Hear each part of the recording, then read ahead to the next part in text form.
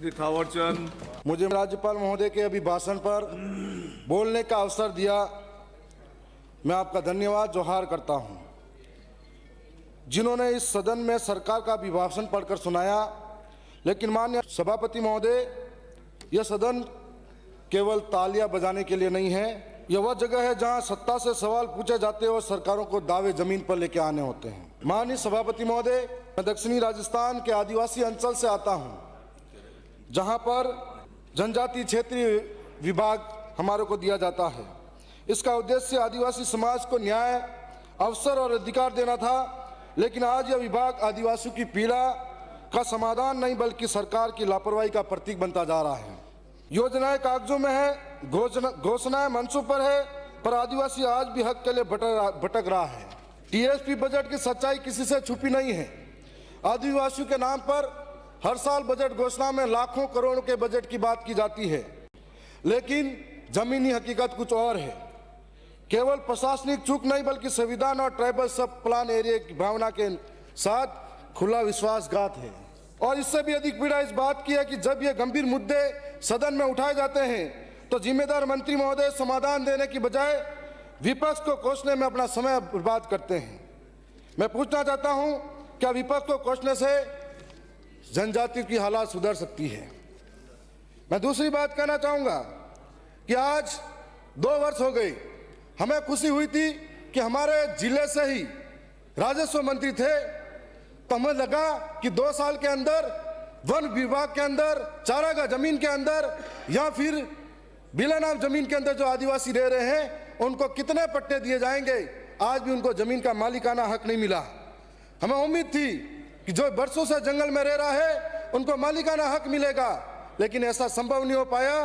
मैं दूसरी बात कहना चाहूंगा कि आदिवासी अंचल को या शिक्षा की बात हो, जहां पर थोड़े दिन पहले झालावाड़ के अंदर एक घटना घटी थी, हम सब का दिल दहला उठा था। सिस्टम भ्रष्ट सिस्टम के मलबे में जिंदगियां दफन हो गई थी, लेकिन उससे बड़ी विडंबना यह थी, पास में ही शिक्षा मंत्री जी रहते हैं, लेकिन उस झालावाड़ की घटना के दौरान वहां तक नहीं पहुंच पाए और सरकारों ने मुआवजे के नाम पर बकरियां दी थी, जो हमारे सबके लिए शर्मनाक था। और हमें लगता है कि न्याय मिलना चाहिए था। और इसके बाद में 2 साल होने के बाद सरकारें शिक्षा के नाम पर नई स्कूलें तो नहीं खोल पाई, लेकिन कई स्कूलें मर्ज कर दी, जिसमें आज यह हालात है कि आदिवासी अंचल के अंदर जो बच्चे हैं 5-5, 6-6 किलोमीटर पहाड़ों से, पगडंडियों से जाना मुश्किल है। तो ऐसे में निजीकरण के तौर पर प्राइवेट स्कूलों को बजट देने का काम तो किया, लेकिन गवर्नमेंट स्कूलों को बजट नहीं दिया गया।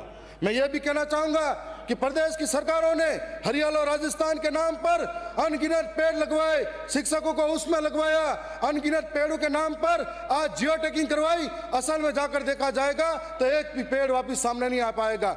हरियाणा और राजस्थान के नाम पर आज जो अरावली है, उसके हम लोग अरावली से निकल कर आते हैं, वो अरावली प्रकृति को शुद्ध करने का काम करती है, पर्यावरण को बचाने का काम करती है, लेकिन माननीय सुप्रीम कोर्ट द्वारा जो अलग डेफिनेशन दी जाती है, आज भी स्पष्ट तरीके से नहीं कहा गया है कि अरावली बचेगी नहीं बचेगी। उदयपुर से लेकर जयपुर तक आज अरावली को खतरा है भूमाफियाओं से, जो दिनों दिन खत्म होती जा रही है और भूमाफियाओं द्वारा लगातार इसको हड़पा जा रहा है।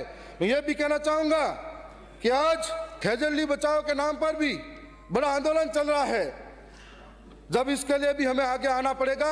यदि पेड़ नहीं बचेंगे तो पर्यावरण को खतरा होगा। दूसरी साथ साथ में राजस्थान के अंदर एक डुंगरी बांध को लेकर बड़ा आंदोलन चल रहा है।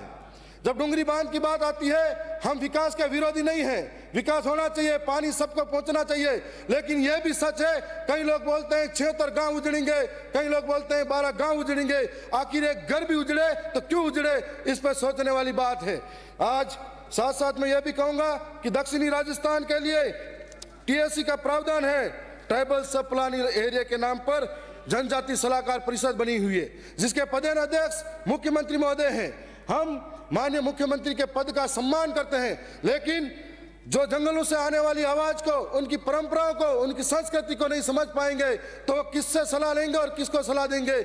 इसलिए ट्राइबल सब टीएससी का प्रधान अध्यक्ष ट्राइबल ही होना चाहिए। इसके लिए हमें एक नया कानून बनाना चाहिए। साथ साथ में मैं ये भी कहना चाहूंगा, आज कानून व्यवस्था चरमरा गई है। हमारे इलाके के अंदर यदि कोई न्याय के लिए सड़कों पे बैठता है तो उन पे झूठे मुकदमे दर्ज किए जाते हैं, उन्हें जेलों में डाला जाता है। थोड़े दिन पहले ही गोकुंदा के सायरा के अंदर जब लोग धरने पे बैठे थे तो पुलिस और अफसरों ने आदिवासियों को माँ बहन तक की गालियां दी गई, लेकिन उन अफसरों को प्रमोशन मिला, लेकिन उनके साथ में आदिवासियों को मुकदमे झेलने पड़े। आज दिनों दिन ये हालात बनते जा रहे हैं, इसलिए हमें सोचने की जरूरत है।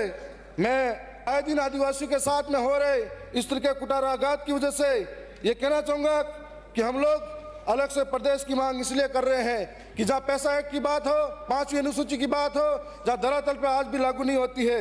ये मांग किसी दल की नहीं है, ये मांग संविधान की है, ये मांग आदिवासी अस्मिता की है। जब हक की भीख बन जाए तो स्वशासन आखिरी हथियार होता है।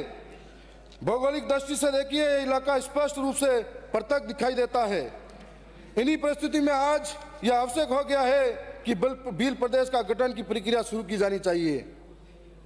अब मांग नहीं फैसला है, अब सहना नहीं बदलना है। यह मांग अलगाव की नहीं है, न विद्रोह की है, यह मांग सम्मानजनक स्वशासन की है। संविधान के भीतर रहकर संविधान की आत्मा के अनुसार भील प्रदेश का गठन इसलिए आवश्यक है। मैं यही कहना चाहूँगा कि सरकारें आदिवासी इलाके के अंदर जो युवा आज जब भी सदन चलता है तो इसकी तरफ टकटकी निगाहों से देखता है कि हमें नौकरी मिलेगा, नौकरी के अंदर बहुत बड़ा घोटाला और धोखा होता है। यह सरकार इन पे आरोप लगाती है, यह सरकार इन पे आरोप लगाती है और हर बार नौजवान युवा ठगा ठगा महसूस करता है। पेपर लीक नहीं होता, लीक होती है तो उनके भविष्य, उनकी जिंदगियां लीक होती है। जो हमारे इलाके से बच्चे हैं जो महंगी फीस भरकर पढ़ाई लिखाई करते हैं, अगर पेपर लीक के बारे में सुनते हैं तो अपने आप में बड़े दुखी होते हैं। इसी के साथ में ट्राइबल इलाके के अंदर जब पूरे प्रदेश के अंदर सब जगह से डीपीसी हो जाती है, 3rd ग्रेड की डीपीसी आने भर्ती में, लेकिन ट्राइबल इलाके के अंदर डीपीसी के नाम पर उनके साथ में ये धोखा होता है। तो मैं यही कहना चाहूँगा कि आज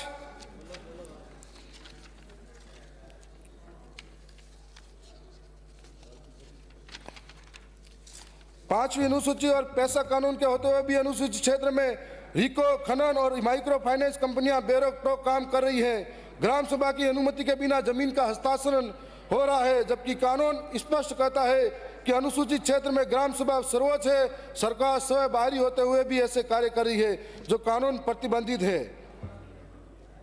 अंत में यह भी कहना चाहूंगा कि वन अधिकार अधिनियम 2006 का क्रियान्वयन जनजाति विभाग की सबसे बड़ी विफलता है। पात्र आदिवासी आज भी अपनी पुश्तैनी जमीन के अधिकार से वंचित है। सामुदायिक वन अधिकार तो जैसे विभाग की प्राथमिकता सूची से बाहर कर दिए हो। आज पैसा कानून को ताक पे रखकर लगातार आदिवासियों को विस्थापित किया जा रहा है, कभी खनन के नाम पर, कभी विकास के नाम पर। उदयपुर के अंदर भी लगातार यूडीए, यूआईटी के नाम पर आदिवासियों के घरों को उजाड़ा जा रहा है और कोई भी बोलने को तैयार नहीं है, खामोश है। आखिर आदिवासियों की जिंदगी इतनी सस्ती थोड़ी है। कभी आज सरकारें आती है जाती है, लेकिन हमारे साथ हमेशा सौतेला व्यवहार और भेदभाव होता है। मैं कहना चाहूँगा कि